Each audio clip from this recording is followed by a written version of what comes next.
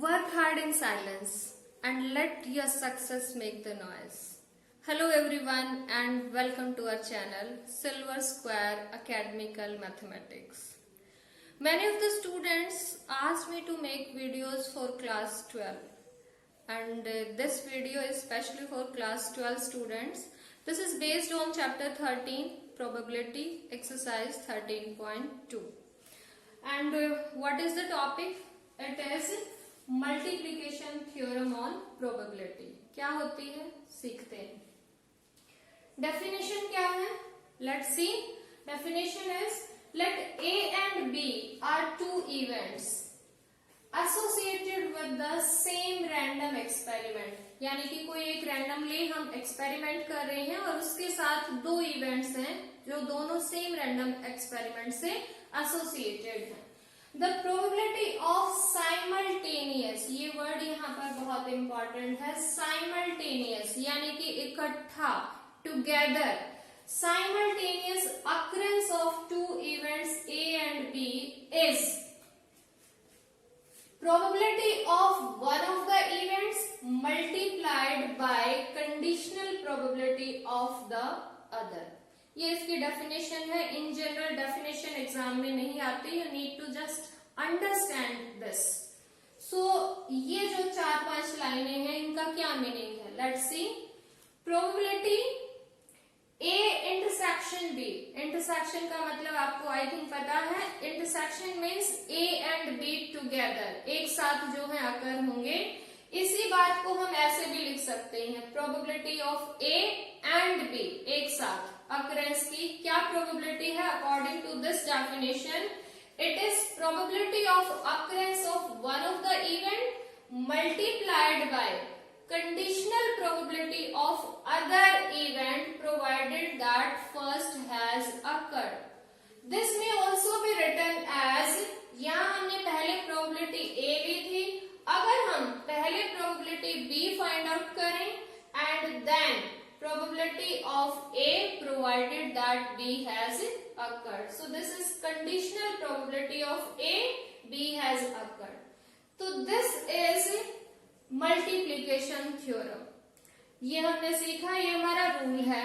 अब ये आया कैसे? अगर आपने कंडीशनल प्रोबेबिलिटी वाला जो है क्वेश्चंस कर रखे हैं तो इट्स वेरी इजी. उसी से तो ये फॉर्मूला निकला है, कोई अलग नहीं है. That is same. Let's learn कि ये आया कैसे, किस टाइप से डिराइव कर सकते हैं हम.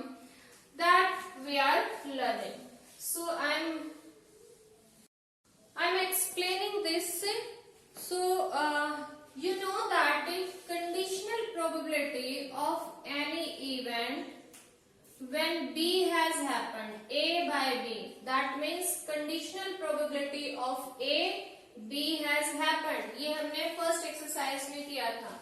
You know that is probability of A intersection B and divided by probability of the event that has already occurred. और यहाँ पर B जो है वो occur हो चुका है. So that means it will be B. अब सिंपली क्या किया है? Cross multiplication. So probability of B into probability of A by B, and that is equal to probability of A intersection B.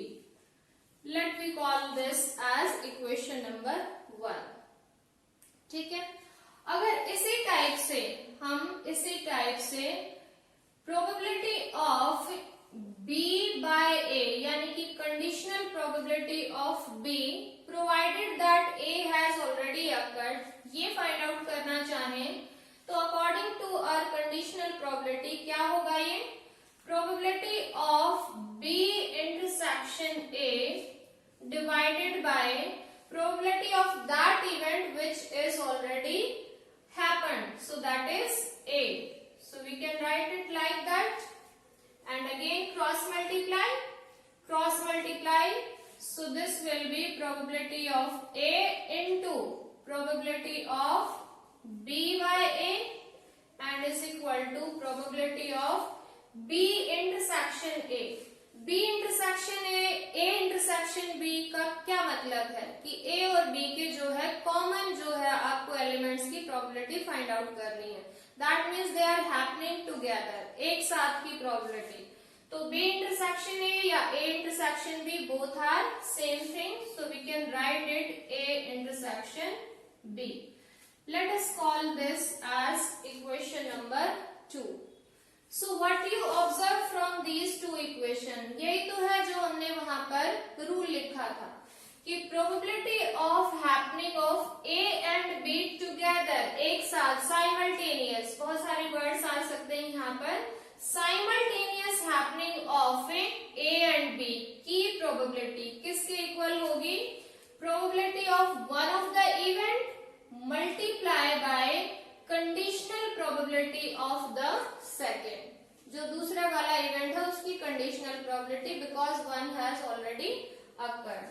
Similarly यहाँ हमने B यहाँ पहले लिया है, यहाँ हम A भी ले सकते हैं, तो दोनों में से कोई भी फॉर्मूला आप चूज कर सकते हो, either 1 or 2, both are same. So this is the formula and now we are looking at dependent and independent. पहले ये टर्म समझते हैं और उसके बाद हम कुछ related questions करेंगे for better understanding. So dependent events क्या होते हैं? देखिए, dependent events ऐसे दो events जहां पर, जैसे मान लीजिए आपके पास दो events हैं A और B, A की हैपनिंग का दूसरे पे इफेक्ट हो रहा है, ठीक है, happening of A is affecting the happening of B, then हम ये कहेंगे कि these two are dependent events. एक एग्जांपल लेते हैं, सपोज हमारे पास कोई बैग है और उसमें 10 बॉल्स हैं, बैग में 10 बॉल्स हैं और इन बॉल्स में से 6 बॉल्स रेड हैं एंड 4 बॉल्स व्हाइट हैं, and we are interested in finding out 2 balls, ठीक है, 2 बॉल चाहिए हमें and both should be white suppose, ठीक है, हमें दोनों बॉल व्हाइट चाहिए। प्रॉब्लम क्या है कि when we are taking out one white ball, we are not replacing that, we are keeping that aside, उसको एक साइड में रखते हैं and then we are taking out the second ball. तो यहाँ पर अगर हम बात करें कि हमें क्या चाहिए, सी, हमें चाहिए एक white ball, total white balls है 4, तो पहली व्हाइट बॉल की जो प्रोबेबिलिटी होगी, अगर मैं इसको W1 कहूं, तो W1 का मतलब फर्स्ट बॉल जो हमने व्हाइट फाइंड आउट करनी है, तो क्या हम उसकी प्रोबेबिलिटी ऐसे नहीं कह सकते, फेवरेबल, यानी कि 4 है हमारे पास white and divided by total balls are 10, so this probability will be 4/10। आप इसको जो है कैंसिल करके 2/5 भी कह सकते हैं। अब क्या हुआ कि अब हमें सेकेंड बॉल चाहिए और वो भी व्हाइट चाहिए, और जो ये फर्स्ट बॉल है उसको रिप्लेस नहीं किया है, so probability of getting second white ball, क्या ये सेम पहले वाली बॉल की जितनी रहेगी या इसमें चेंज आएगा? सर्टेनली इसमें चेंज आएगा, क्योंकि हमारे पास अब जो टोटल बॉल्स हैं वो भी एक कम हो गई है, यानी कि वो 9 रह गई हैं, और इवन व्हाइट भी कम हो गई है। So now the white balls are only 3 and total balls are 9, so this will be 1/3। White ball ही पहले थी, व्हाइट बॉल ही बाद में है, लेकिन दोनों की प्रोबेबिलिटीज जो हैं इफेक्टेड हैं, चेंज हैं। तो इस टाइप का अगर चेंज है तो दैट मीन्स ये जो इवेंट्स हैं ये डिपेंडेंट है।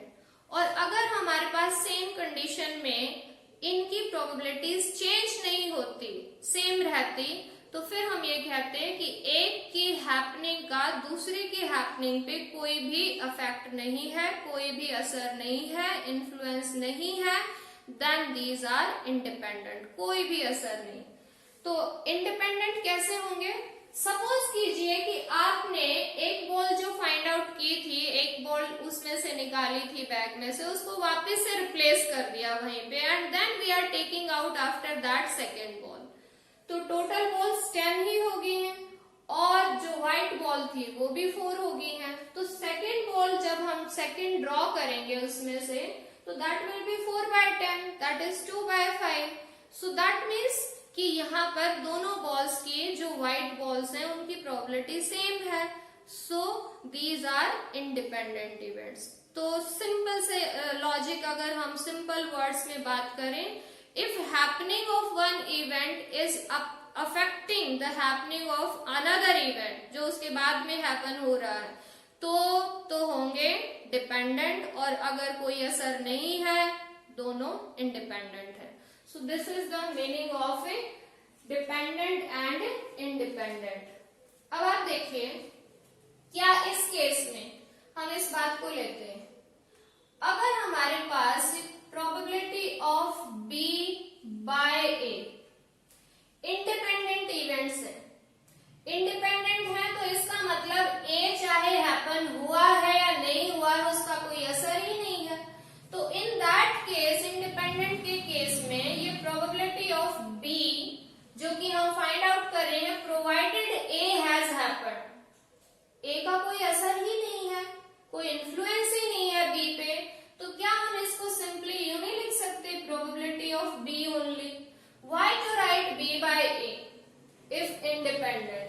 So in case of independent events, this formula, यही वाला फॉर्मूला हमारे पास किस में चेंज हो जाएगा, probability of A into probability of B, and that is equal to probability of A intersection B, or simply you may write this as probability of AB. That means simultaneous happening of two events is equal to probability of first event multiplied by probability of second event.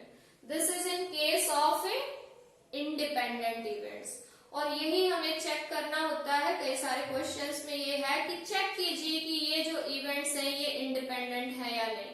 तो in that case हमें simply क्या करना है, हम find out करेंगे first event की probability, second event की probability और उन दोनों के इंटरसेक्शन की प्रोबेबिलिटी. और अगर ये कंडीशन यानी कि यहाँ इक्वालिटी आ जाती है, उनके प्रोडक्ट की जो प्रोबेबिलिटी है उनके साइमल्टेनियस अकरेंस के इक्वल है, then yes the events are independent, otherwise not. So this was all here कि आपका कॉन्सेप्ट क्या है. अब हम इससे रिलेटेड कुछ क्वेश्चंस करेंगे, but before that let us understand this word exclusive events. वैसे तो ये पहले भी आया है, लेकिन इस एक्सरसाइज में कई बार बच्चे इसको मिक्सअप करते हैं, क्लियर नहीं होता है ये कि इंडिपेंडेंट का मीनिंग क्या एक्सक्लूसिव ही तो नहीं है. These are both different terms. Independent का मतलब है कि happening of two events is not affecting one another, वो अफेक्ट नहीं कर रही है. उनमें कॉमन एलिमेंट्स भी हो सकते हैं, डिफरेंट भी हो सकते हैं, ऐसा कोई वो नहीं है कि यहाँ पर happening of one event is not affecting happening of another. जबकि एक्सक्लूसिव में डिसजॉइंट सेट्स होते हैं, यानी कि जो फर्स्ट इवेंट है उसमें कुछ अलग एलिमेंट्स होंगे, सेकेंड में कुछ अलग इवेंट्स एलिमेंट्स होंगे. So that you need to remember. In exclusive events, exclusive के केस में आपको पता है कॉमन एलिमेंट्स नहीं है, तो दैट मीन्स उनके इंटरसेक्शन में एक भी एलिमेंट नहीं होगा. So in that case A intersection B will be 5, उसमें कोई एलिमेंट नहीं है. और अगर एलिमेंट ही नहीं है तो इन दैट केस उसकी प्रोबेबिलिटी क्या होगी, 0 होगी. ठीक है. So that is the difference between independent events and exclusive event. I hope you are clear now with this. मैं फिर से एक बार सारा जो है ये समअप कर रही हूँ. कंडीशनल प्रोबेबिलिटी, कंडीशनल प्रोबेबिलिटी जब भी है, कई बार बच्चे बोलते हैं समझ में नहीं आ रहा कि ये कंडीशनल प्रोबेबिलिटी है या फिर जो है मल्टीप्लिकेशन प्रोबेबिलिटी है, क्या है. इन जनरल कंडीशनल प्रोबेबिलिटी में आपको कुछ वर्ड्स मिलते हैं, जैसे 2 इवेंट हैपन होते हैं तो उसमें आपको मिलेगा provided that first has occurred, provided that this event has happen, तो इसका मीनिंग ये है कि एक इवेंट हो चुका है and then you need to find out the probability for second. और अगर हम मल्टीप्लीकेशन में बात करें तो उस केस में आता है find the probability of both the events. ठीक है, उसमें साइमल्टेनियस, टुगेदर इस टाइप के शब्द आते हैं, तो उनको आपने ध्यान रखना है वर्ड से। बाकी जब आप प्रैक्टिस करोगे तो of course that will be clear. ठीक है, कंडीशनल प्रोबेबिलिटी फॉर्मूला देखते हैं। Probability of A by B क्या होता है? Probability of A intersection B divided by probability of B, conditional का formula.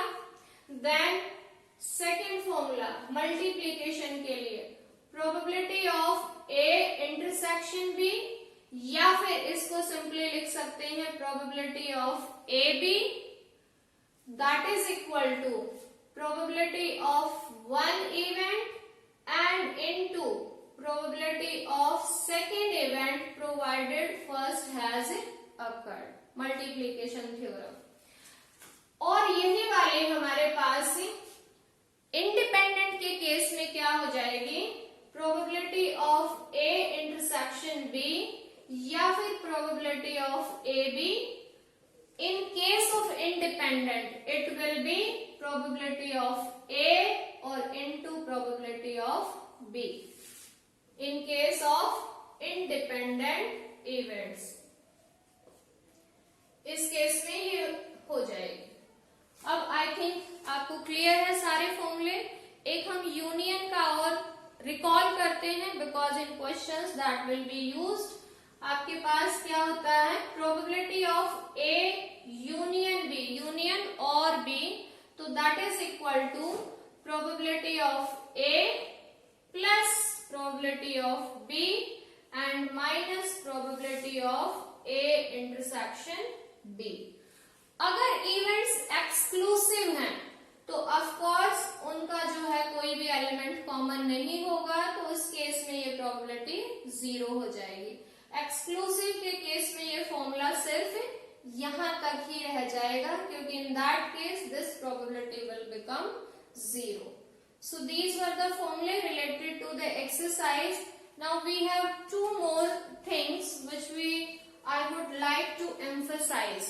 See, first thing, if A and B are independent events, अगर A और B independent events हैं, वैसे तो इनके लिए क्वेश्चंस हैं, थ्योरम्स भी हैं, लेकिन अगर आपको रिजल्ट याद रखना है तो आप देखिए A और B जो है इंडिपेंडेंट इवेंट्स हैं, तो A नॉट B ये भी इंडिपेंडेंट होंगे, A और B नॉट ये भी इंडिपेंडेंट होंगे, और साथ ही साथ A नॉट B नॉट ये भी इंडिपेंडेंट इवेंट्स होंगे। अगर आपके पास A और B इंडिपेंडेंट है तो नॉट हैपनिंग ऑफ A साथ में हैपनिंग ऑफ B, इनकी अगर हमें एक साथ प्रोबेबिलिटी फाइंड आउट करनी है तो ये भी इंडिपेंडेंट होंगे। A के हैपन होने के साथ में नॉट हैपनिंग ऑफ B ये भी इंडिपेंडेंट इवेंट्स होंगे, and not happening of A not happening of B ये भी कैसे होंगे? इंडिपेंडेंट इवेंट्स होंगे। तो इसके लिए आपको जो है theoretical questions you should read those. I have made earlier also one video for these questions. You should watch that video. And now we are solving some of the questions from exercise 13.2 NCERT. Let's see the questions. Yes, question number 1 is, if probability of A is 3 by 5, probability of B is 1 by 5, find probability of A intersection B if A and B are independent events. A और B independent events provided है, we need to find out what is probability of A intersection B। तो students अभी अभी हमने जो है formula किया था कि अगर A और B इंडिपेंडेंट इवेंट्स हैं then what should be there? Probability of A intersection B should be equal to probability of A multiplied by probability of B in case of independent events यही होता है. So now we need to find out this and we are given both the values. So put the values. So that is 3 by 5 and multiply by 1 by 5 and that is 3 by 25. Simple question.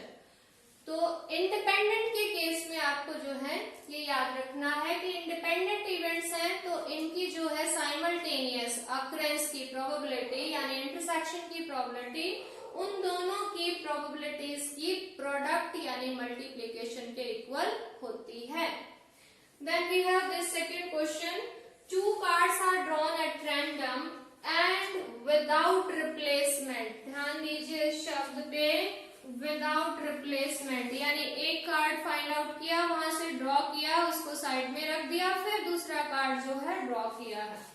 From a pack of 52 playing cards, find the probability that both cards are black. दोनों cards black होने चाहिए, black colour होना चाहिए. उसके लिए क्या probability होगी that we need to find out. तो इसमें हम इवेंट्स को डिफाइन कर लेते हैं. क्वेश्चन बहुत सिंपल है, उसको जो है जस्ट हमें थोड़ा सा ढंग से लिखना भी होता है. ठीक है. सो लेट हम इसको सॉल्व करते हैं.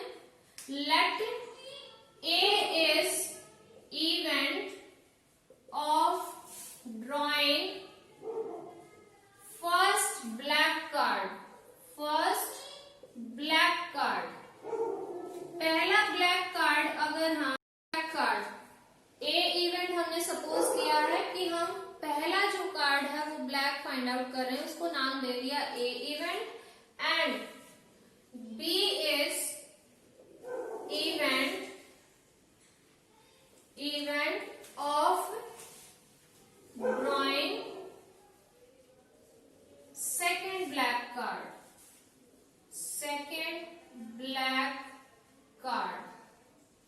ठीक है, ये हमने इवेंट्स सपोज कर लिए, इनका नाम दे दिया.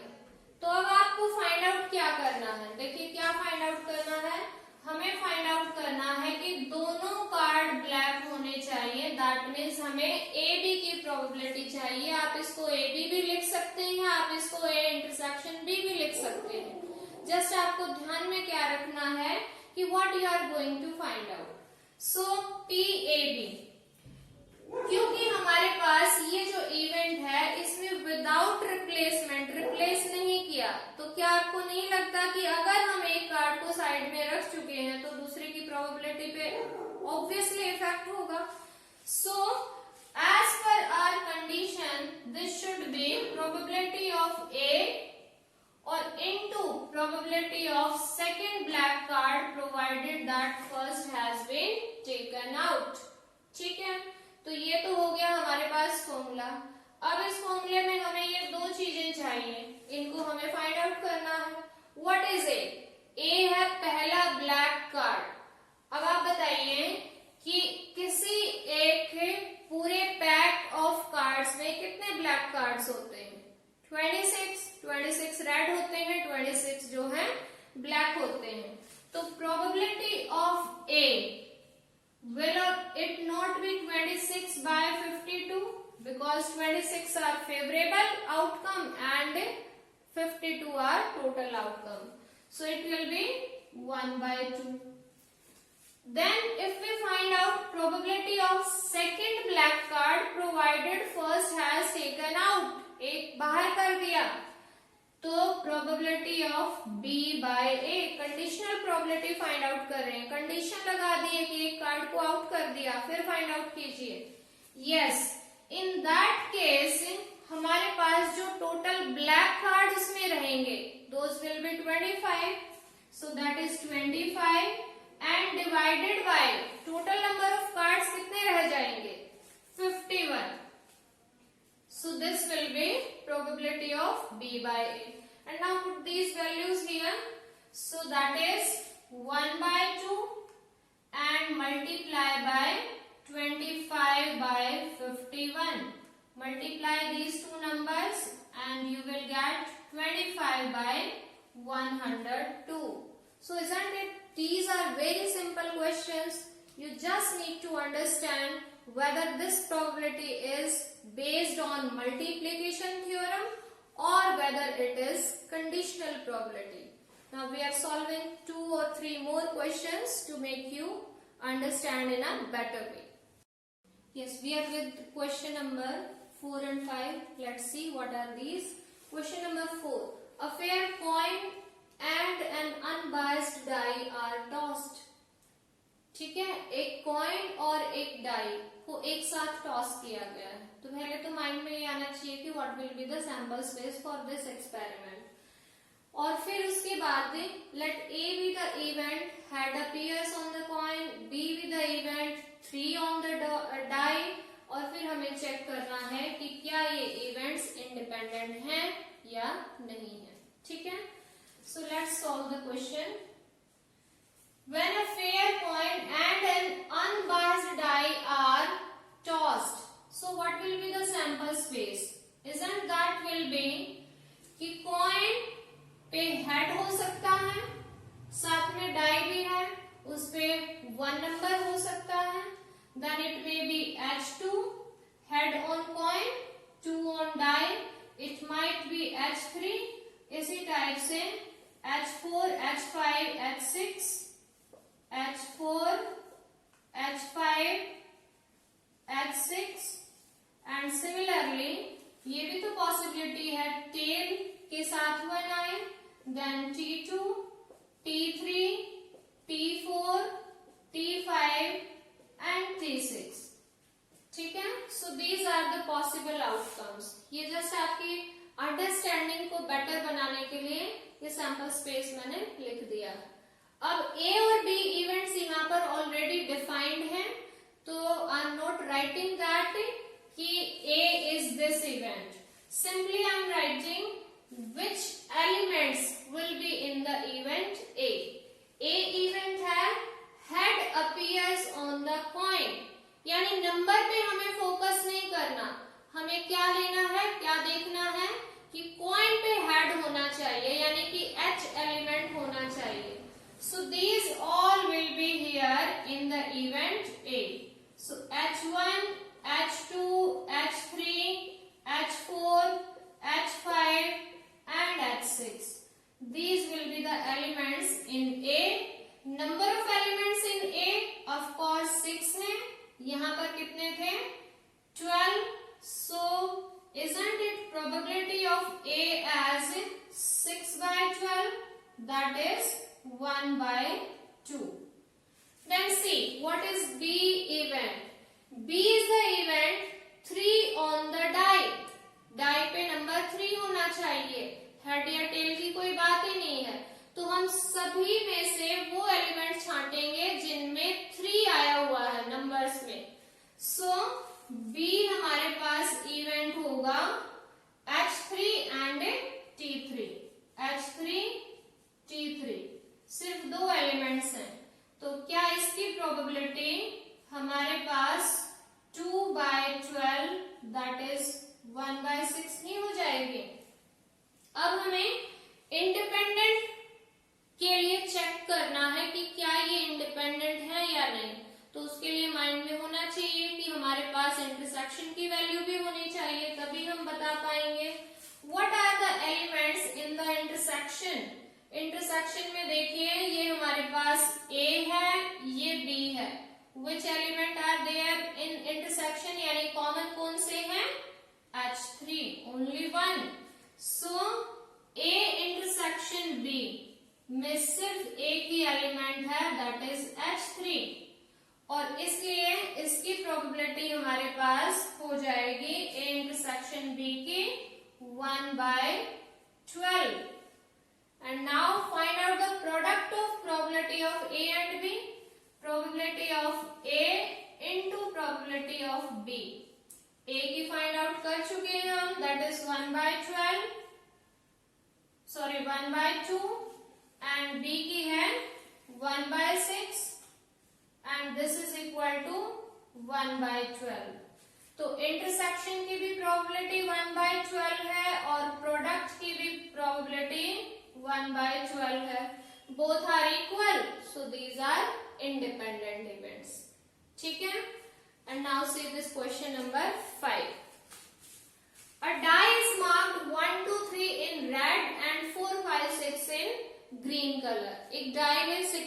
नंबर्स होते हैं, लेकिन उनको जो है इस टाइप से कलर किया हुआ है कि 1 2 3 जो नंबर्स हैं उनको रेड कलर में किया हुआ है, और जो दूसरे नंबर्स हैं 4 5 6 उनको ग्रीन कलर में कलर किया हुआ है।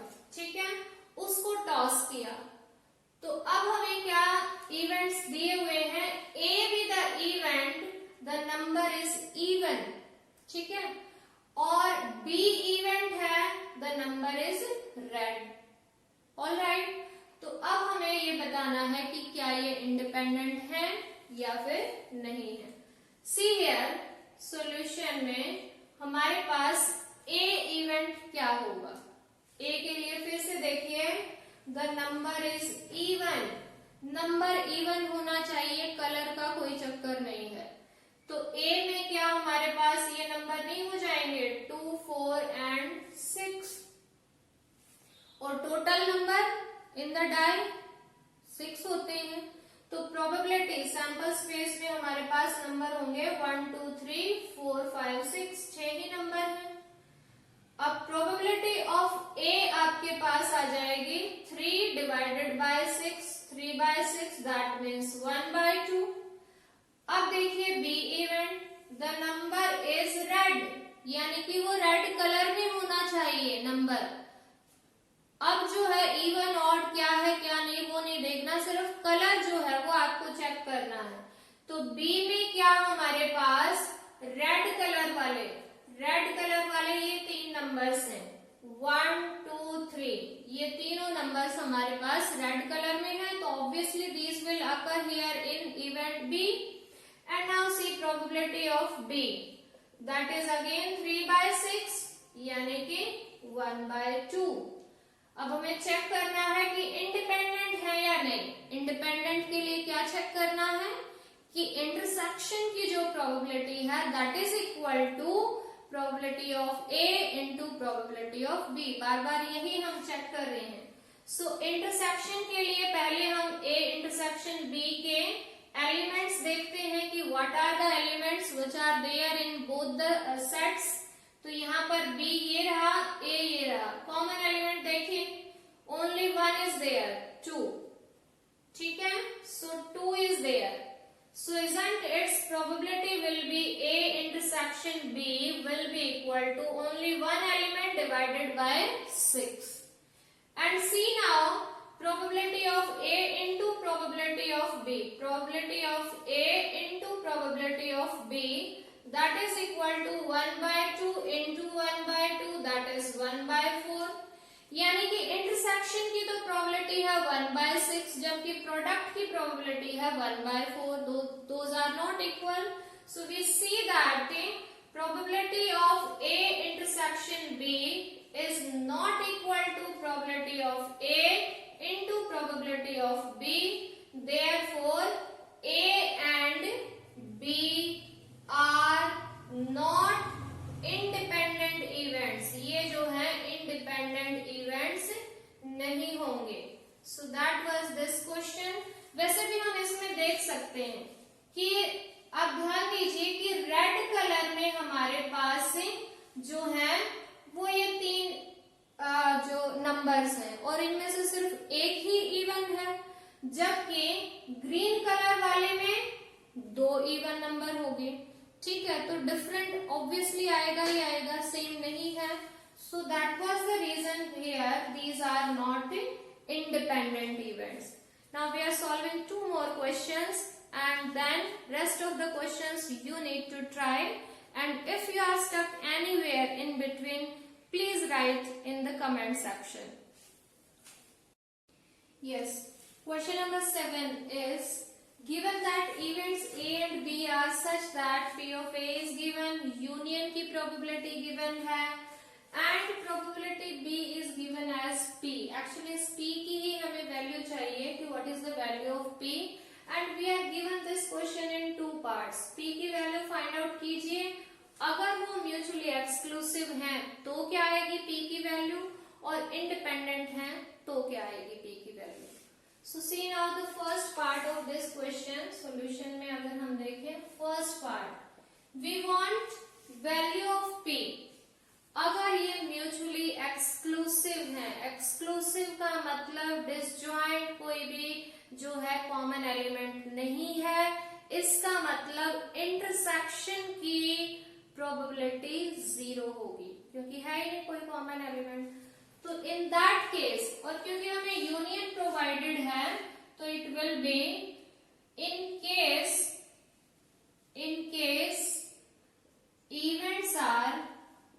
events are mutually exclusive,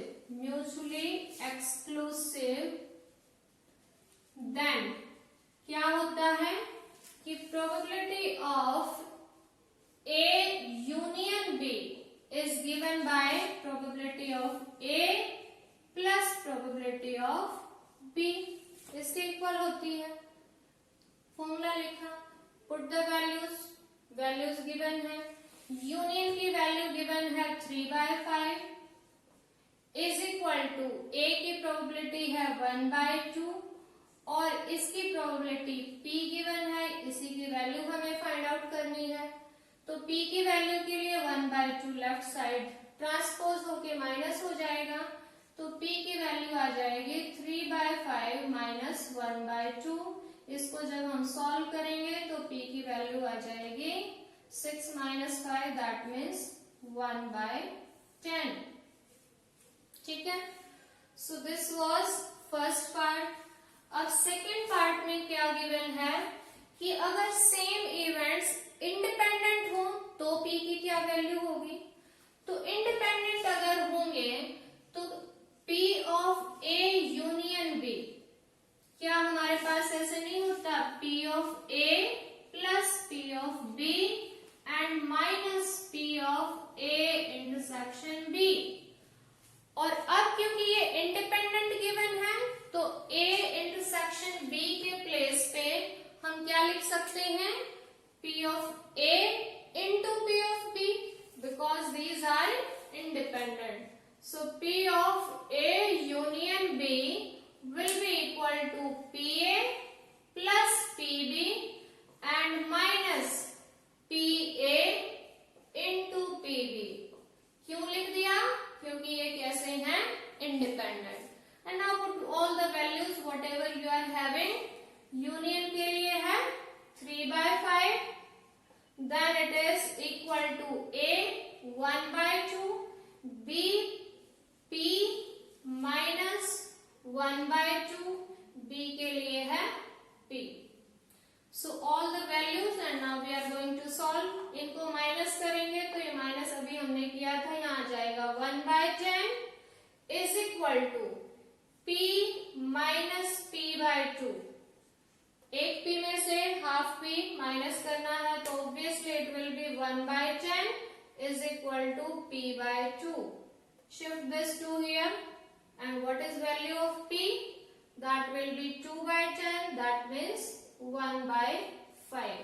so अगर ये इंडिपेंडेंट है तो इस केस में ये वैल्यू आ जाएगी 1/5, और अगर ये एक्सक्लूसिव है तो इस केस में वैल्यू आएगी 1/10। so this was question number 7। अब जो क्वेश्चन नंबर 14 है वो क्या है, उसके लिए जस्ट मैंने उस स्टेटमेंट से जो मेन वैल्यूज हैं वो लिखी हैं। स्टेटमेंट है there are 2 students who are solving a problem independently, अलग अलग प्रॉब्लम को सॉल्व कर रहे हैं। फर्स्ट स्टूडेंट उस प्रॉब्लम को सॉल्व कर दे, उसके चांसेस है 1/2 यानी प्रोबेबिलिटी गिवन है। सिमिलरली सेकेंड स्टूडेंट के सॉल्व करने के चांसेस हैं 1/3। अब हमसे क्या पूछा है, फर्स्ट पार्ट है कि प्रॉब्लम इज सॉल्व्ड। ठीक है, इसमें डायरेक्टली ये नहीं बताया हुआ कि हमें क्या फाइंड आउट करना है, हमसे कह दिया कि प्रॉब्लम सॉल्व होनी चाहिए। सॉल्व होनी चाहिए इसका मतलब चाहे इसको A सॉल्व करे, चाहे इसको B सॉल्व करे, चाहे उसको दोनों सॉल्व करें, हमारा काम क्या है कि हमें सॉल्व चाहिए प्रॉब्लम। तो isn't that A union B हमें चाहिए। ठीक है, A यूनियन B का मतलब कि या तो A सॉल्व कर देगा या B सॉल्व कर देगा या दोनों कर देंगे। ठीक है, तो इन फर्स्ट केस हमें क्या चाहिए, probability of A union B। ये हिडन था इस क्वेश्चन में, इसको जो है हमें इन्फर करना पड़ेगा क्वेश्चन से। so that we require. तो क्या ये ऐसे नहीं होगा probability of A plus probability of B and minus probability of A intersection B? ठीक है, और क्योंकि वो दोनों बच्चे इंडिपेंडेंटली क्वेश्चन को सॉल्व कर रहे हैं तो इंडिपेंडेंट इवेंट्स हैं, तो यहाँ पर हम लिख देंगे नेक्स्ट लाइन में it will be probability of A into probability of B and now put the values रखें, तो A की वैल्यू है 1/2, then B 1/3 and minus 1/2 multiply by 1/3. इन दोनों की product 1/6, 6 is LCM, so it will be 3 plus 2 and minus 1. 3 plus 2, 5 minus 1, that will be 4. 4/6, that means it will be 2/3. So the first question gives us answer as 2/3.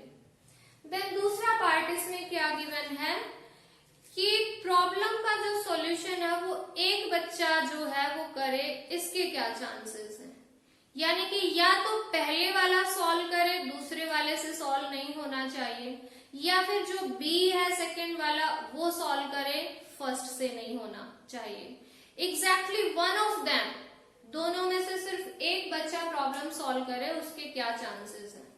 तो क्या हम इसी बात को ऐसे नहीं लिख सकते कि हमें प्रोबेबिलिटी चाहिए A B नॉट, यानी कि A प्रॉब्लम सॉल्व करे, B नहीं करता, या फिर ऐसा भी तो हो सकता है कि A सॉल्व ना करे और B सॉल्व कर दे. बस यही चीज हमें पहचाननी थी और अब हम इसको वैल्यूज में रख देंगे. और का मीनिंग आई थिंक आपको पता है, union, so that will be probability of A B not plus, union को प्लस में कर देंगे, probability of A not B. और जैसा कि आज के स्टार्टिंग के लेक्चर में मैंने आपको बताया था कि अगर A और B इंडिपेंडेंट हैं तो A B नॉट भी इंडिपेंडेंट होंगे, A नॉट B भी इंडिपेंडेंट होंगे, यानी कि ये इवेंट्स भी इंडिपेंडेंट होंगे. सो हम इसको लिख सकते हैं probability of A into probability of B not and plus probability of A not into probability of B. Put all the values you are having. Probability of A 1/2 into B not. देखिए B की probability 1/3 है, तो B not की probability 2/3 हो जाएगी. 1 minus 1/3 का मतलब 2/3. So it is 2/3 plus A not 1 minus 1/2 1/2 and into B. B की प्रोबेबिलिटी 1/3. ठीक है. So we need to add these. हमें इनको जो है ऐड करना है. So see now I am solving here now. So that is cancelled out, or you may say that is 2/6 and it is 1/6. ठीक है. और इनको अब हम ऐड करें तो it will be 3/6, that means 1/2. तो इस केस में जो है प्रोबेबिलिटी होगी 1/2. I hope you understood this exercise completely. Only a few questions are left that you should try yourself, and if again repeating, if you are finding difficulty in any of the remaining questions, write in the comment section. We will be meeting soon again in some other videos. Till then, keep watching, keep learning. Bye bye.